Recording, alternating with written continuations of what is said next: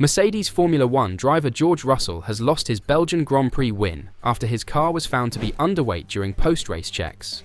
And of course, he's pretty mad about it. But could Mercedes have done anything at all to avoid this? Had the one stop resulted in that much rubber loss of the tyres to the point his car got underweight? Or did he forget to pick up enough rubber on the cool-down lap due to the excitement? Russell drove a superb one-stop race to hold off teammate Lewis Hamilton at the finish, converting 6th place on the grid into an on-track victory. However, it became clear shortly after the race that Russell's W15 had failed post-race scrutineering. According to the FIA technical delegate, Russell's Mercedes was first weighed at 798 kilos, which is the exact weight limit. However, it is the weight restriction for the cars without fuel. And after removing 2.8 litres of fuel from the car for post-race compliance tests, the W15 came in at 796.5 kilos, considerably less than the weight limit.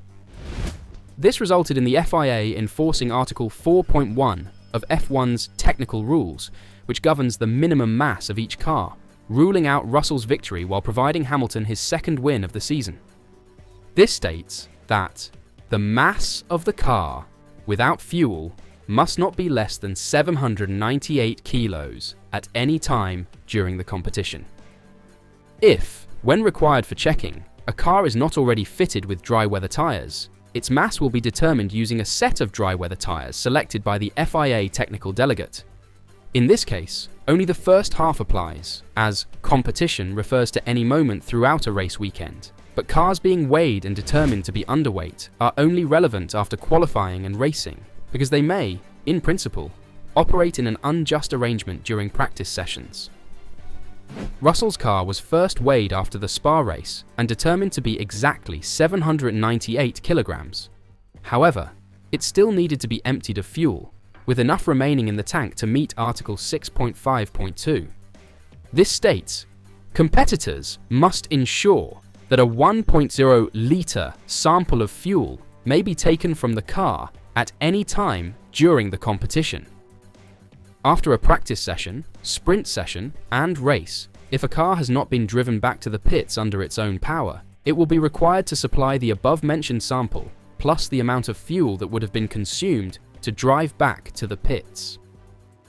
The additional amount of fuel will be determined by the FIA. Again, in this case, just the first portion of the rule applies. However, according to Bauer's report and Mercedes' referral to the Spa stewards as a result, it looked that when Russell's car was emptied of 2.8 litres to meet the 1.0 litre fuel sample needed by Article 6.5.2 after the first weighing, fuel was left in the car, which is reportedly not allowed. It is unclear from the report's remark that the car was not fully drained according to the draining procedure submitted by the team in their legality documents, as TR Article 6.5.2 is fulfilled if fuel was still aboard the next time the car was weighed. In any event, it was discovered to be 796.5 kilos during the 2 extra inspections on the FIA's equipment, which is 1.5 kilos less than the 798 kilos, maximum required by Article 4.1. Nearly 40 minutes after Mercedes stood before the stewards, the decision to disqualify Russell was made. The stewards' report stated, the stewards heard from the team representative of Car 63, George Russell, the FIA technical delegate, the FIA single-seater director, and the FIA single-seater technical director. Car 63 was weighed on the FIA inside and outside scales, with both scales showing the same result of 796.5 kilos. The calibration of both scales was confirmed and witnessed by the competitor. During the hearing, the team representative confirmed that the measurement is correct and that all required procedures were performed correctly. The team also acknowledged that there were no mitigating circumstances and that it was a genuine error by the team. The stewards determined that Article 4.1 of the FIA Formula One technical regulations has been breached, and therefore the standard penalty for such an infringement needs to be applied. Competitors are reminded that they have the right to appeal certain decisions of the stewards in accordance with Article 15 of the FIA International Sporting Code and Chapter 4 of the FIA judicial and disciplinary rules within the applicable time limits. This follows the precedent set by the FIA's sporting regulations, where Article 35.3 states that the relevant car may be disqualified should its weight be less than that specified in Article 4.1 of the technical regulations, when weighed in accordance with Articles 35.1 or 35.2, save where the deficiency in weight results from the accidental loss of a component of the car. The findings were reported to the stewards, who disqualified Russell from the race, which is the typical punishment for such an offence.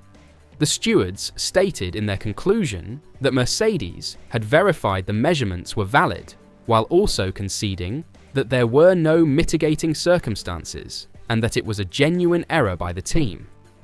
Russell referred to this result as heartbreaking in a social media post, but he remains proud of his efforts and promises more successes in the future. Heartbreaking. We came in 1.5 kilos, underweight, and have been disqualified from the race, he wrote. We left it all on the track today, and I take pride in crossing the line first. There will be more to come. Before Russell's ban was confirmed, team boss Toto Wolff stated that Mercedes would have to take such an outcome on the chin. A mistake has happened, or could have happened, Wolff said before knowing the decision.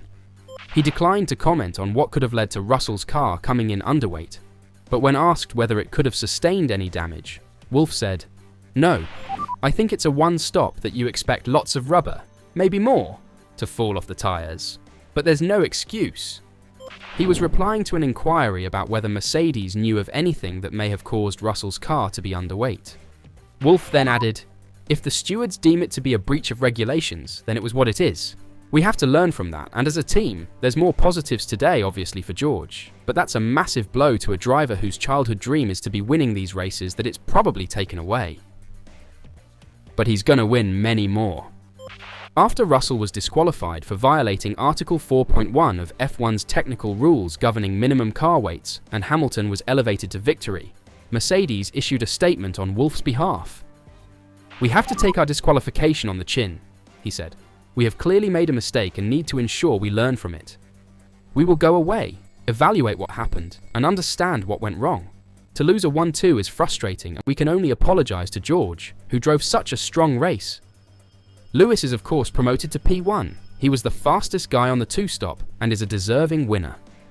Despite the disqualification, there are many positives we can take from this weekend. We had a car that was the benchmark in today's race across 2 different strategies. Only a few months ago, that would have been inconceivable. We head into the summer break having won 3 of the past 4 races. We will look to come back after shutdown rejuvenated and with the aim of maintaining our positive trajectory." Wolff has a point here. Nobody would have even thought Mercedes would even come close to race wins at the start of the season. And at this moment, they even look to have best chance of winning races at most tracks. Yes, they might be slower than McLaren, but their years of experience winning races gives them an edge McLaren has showed us this year they don't have. The disqualification is of course a disappointment for the team, but their recent turnaround surely makes things better for the Brackley-based squad. And with their drivers in 6th and 8th in the championship, and a changing order at the front, they've got a lot to fight for in the last 10 races. And who knows what they can achieve in the constructors' standings as well. What are your thoughts on what happened? Could Mercedes have prevented this by pitting twice? Or have they just made a mistake setting up the car? Let me know your thoughts in the comments down below.